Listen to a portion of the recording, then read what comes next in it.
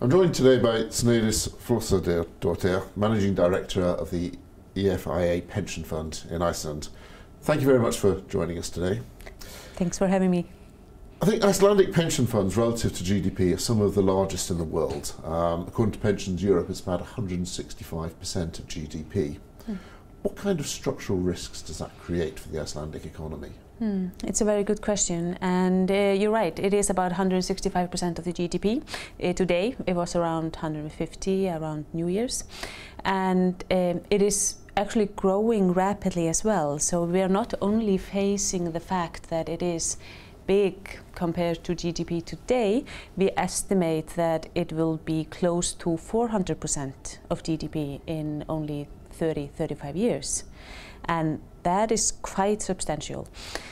It has, like everything, and I'm probably going to give you quite a political answer on this, because it has its pros and cons, like almost everything else in life.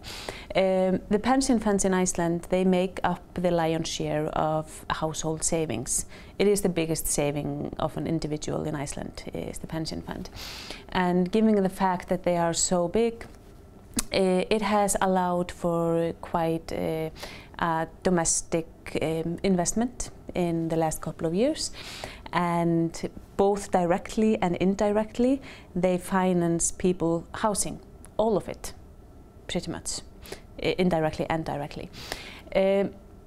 So in a way, and in my opinion, this has actually helped a very small economy like Iceland building up, and it was quite helpful as well during our years after the financial crisis. The pension funds were able to step in and buy shares in the companies that went down and rebuild them. So it has been a good thing, but it poses a lot of structural challenges as well. But we've been seeing this in the last couple of years, that they are moving more investments out of the country, and that has helped in a way to mitigate the flux on our small currency. But it is a change, and change in legislation could be harmful as well, and that is something that we don't have any control over. That movement out of the country presumably has been linked to the removal of capital controls after the crisis. How long will it continue, and is there an optimal balance between onshore and offshore assets? There is actually a lot of discussion about that in Iceland among pension funds these days, for obvious reasons. The capital controls were only lifted about 2 years ago. But there are some factors to look into when you consider this.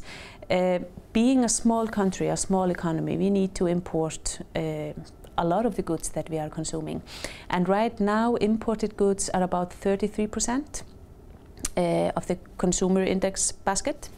But if you count in all of the imported goods that you need to actually produce the things that we do to produce, it's very easy to have arguments to the fact that it is actually quite bigger number than 33%, for sure.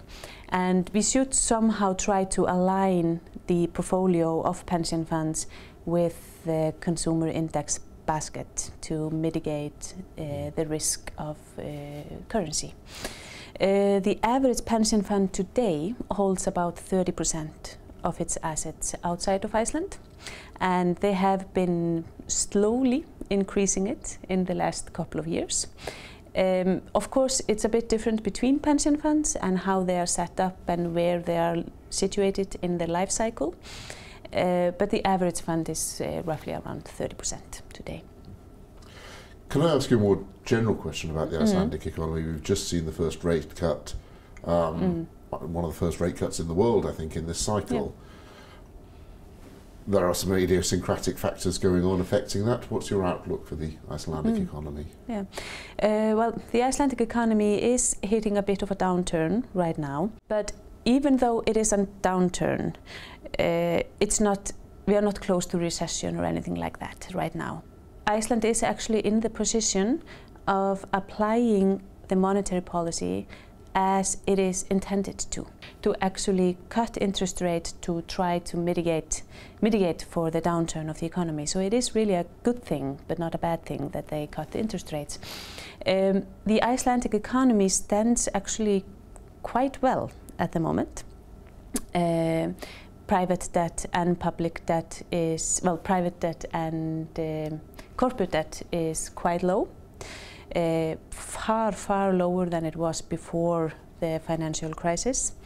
The federal reserves are much larger than they were at the time, and the Icelandic government, instead of owing 100% of GDP, they are actually in 23% plus, which is quite a big change after a financial crisis and within only 10 years.